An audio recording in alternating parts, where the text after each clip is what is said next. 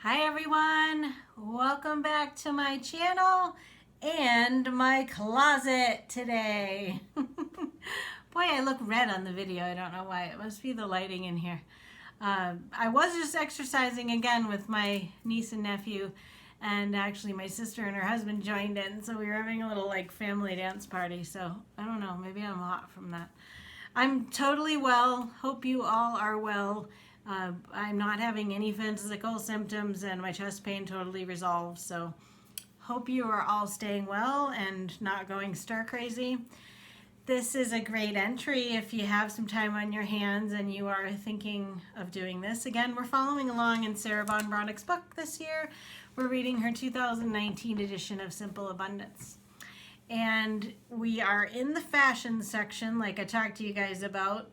I do feel like she's sprinkling in a little bit more than just the fashion in this new edition. I haven't totally cross-referenced all the entries from the old book, but I'm not feeling right now like, oh, another fashion entry. And I remember always feeling like that around this time in the other book. So today I wanted to come to you from my closet just because she's talking about our closets. And remember when, I think it was either a separate video or maybe it was when I was talking about the joyful simplicities of March, I alluded to the fact that we were going to be going through our closets. I'm not going to take you through that whole process today, but she just talks to us today about thinking about our closets and really going and taking a look at them. Because there's probably a lot of stuff in the closet that you don't really wear. Or that you're like, I could take it or leave it. Or does that even really speak to who I am? Today is March 26th. I didn't get a chance to come to you yesterday in real time, so I'm kind of combining these two because they do go along well together, the March 25th and 26th in the new entry. She asks us, what if everything hanging in your closet was something you loved? Something that made you look beautiful and made you feel wonderful when you put it on. Think of how good you would feel every day. Embracing the second simple grace of simplicity can spiritually induce such a miracle. And she had said earlier, don't feel like right now we're going to clean out our closet. She said, that's for another time. This is more of like just going and taking a look, and seeing what's in there. And later as we're going through some of our simplicity exercises, and also this could be considered order as well. Later you'll clean out your closet and dresser drawers, but not today. Today I only want you to consider your real life and the clothes you wear every day. Do they really reflect the woman within? What about the clothes that speak to you from the pages of your illustrated discovery journal? Did you guys do any of that exploration that I talked about, trying to hone in on what the looks are that you really feel drawn to? What about the clothes that hang abandoned in your closet? Every dress, skirt, pair of slacks or jeans, blouse, sweater, t-shirt, and jacket tells a story. There's a quote from Kennedy Fraser saying, "Clothes have a life that is quite independent of their shape and color." She reminds us that's her book called Fashionable Mind. And Sarah says, get quiet, go within, and be willing to really listen to the tale that the threads of your life have woven. I can relate to that because, like for instance, this shirt right here. Like I told you guys about that other shirt I was wearing that I knew was 10 years old. This shirt, I know for sure, I have had this shirt since 2004 because I think that might have been the year that I bought it. I love it actually, so I'm not going to get rid of it. But there are definitely times like I can think about the reason that I know the time frame of that is because I was married at the time. I remember there was a picture of me in it. So yes, every little thing, you might, actually I was wearing this the other day. Thank you for the compliment, Elizabeth, in the comments on that shirt. You might look through and you might have a memory of wearing like oh, this I bought, oh, actually, grab this. This I bought for a singing performance I was going to do. And, you know, something else maybe you bought for a date or something. So it's just today an exercise to go through. It doesn't mean that you have to purge, although right now you might actually have extra time to do that. But I will say, remember I told you guys about that move that I made a couple of years ago where I just sold all of my stuff basically. I kept my clothes, but I really did pare down a lot. So I do feel like I don't have anywhere near as much. Like, this is a very small closet. I used to have double the amount of clothes, and yes, I never wore hardly. I mean, there were so many that I hardly ever wore. And then there were clothes like, oh, my body shape has changed various times, and it's like, oh, you save the thin clothes, and then you hope you don't save the fat clothes, but it's like you have clothes that you hold on to thinking maybe I'll fit into that again, you know. So yes, I've done the whole spectrum of it all. One thing I did when I moved to this new place is this was just like a special little luxury that I felt like. I replaced all my cruddy plastic hangers, you know, the ones that you have that are all different colors and just had millions of them.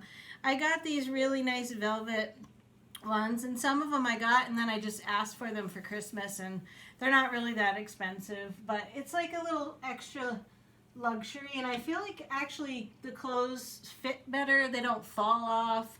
And I did save some of the white ones, and I have them like in my coat closet and stuff, so I didn't eliminate all of them. But for my clothes, I was going through one of the times that I read the Simple Abundance book, and I did this, but it's definitely time to do it again. I kind of keep some clothes, like some sweaters and stuff that I wear around the house or whatever, that are kind of like lounge clothes, and we'll talk about that. Actually, there's an entry coming up about comfort clothes. But I think for now, there might be like a couple of things that I would get rid of, but I feel pretty good about my wardrobe now. But if it were a couple of years ago, I would definitely need to do more. And I think I like when I watch, sometimes there's lots of YouTube videos and shows and stuff that you can watch where they actually organize the closets by color. I haven't gone so far as to do that. I do kind of have like my short sleeves here, my work shirts here, and then my lounge, and sometimes I wear these to my part-time job clothes. So I have it sort of separated that way, but I haven't gone so far as to do like a rainbow or, you know, colors. So it can be fun. And like I said, I have been thinking about going through my closet and not necessarily getting rid of stuff, but thinking about how I can put various outfits together. And I have a lot of tops, but I should really redo the bottoms for sure. Like, I tend to wear a lot of black pants, but you know, it would be cool to get some gray or brown, or you know, to change it up a little bit, and then think about ways that I can spruce up the outfit, like with a new little shawl or a jacket or some jewelry or something like that. So I have been kind of thinking about that, and then maybe like taking a picture of myself. And I should have researched it before this video. I cannot remember. There is a whole community of people that live in a certain way where they only have a certain number of items of clothing. And I think that is like down to their underwear and their shoes and socks and everything. I totally forget the number. It's something small though, maybe like 13. You can research it, but there's people that they go through, and a lot of times it's like a challenge. They try for a year to see if they can make it through with just that number of outfits. And then when they talk to people that they work with, like, they didn't even notice because they did things in such a way where they had stuff that was reversible, or they were able to accessorize and do various things. So it wasn't like people that they were around all the time even noticed. So you can definitely go with a lot less than you probably think you could. You know, this is way more than I should have. I don't need that much. It's not like I need to wear something different 365 days of the year. I don't think I have 365 outfits, but I mean, she's right when I read that. It's like, I don't wear everything all the time, and I can't say that everything that I own, that I put it on and go like, wow, I feel so beautiful. This is speaking from my soul. You know, I think that I would like to think about my wardrobe in that respect a little bit more, because today's entry, March 26th, she's talking about how we know about authenticity. We've talked about that, but she's talking about how our clothes can even send the signal of our who we are, what we do, everything, like how we care about ourselves and all that. Those things can be seen before somebody even talks to us. Like we're walking down the street, you might see somebody and it's like, oh wow, well that person works in a professional office, they probably have a high-powered job, or and I'm not trying to be judgmental. I'm just saying, like, when you look at somebody, male, female, whatever the situation is, you can tell. And look at me right now. Like, if I was walking down the street, you probably wouldn't think I'm like a high-powered businesswoman or anything. I haven't, put on makeup. I have not showered since that workout. Hair's, yeah. So is this what I really want to present to the world? Actually, maybe that is my authentic self. Maybe I don't give a crap. I know. I go all over the gamut. So I don't mean to say I don't care, but and maybe I don't care what people think of me. That's another thing. That could be an authentic thing. You might see somebody and be like, wow, that person has a lot of self-confidence to just put that out there. And maybe they're carrying themselves with that sort of manner, right? I don't know.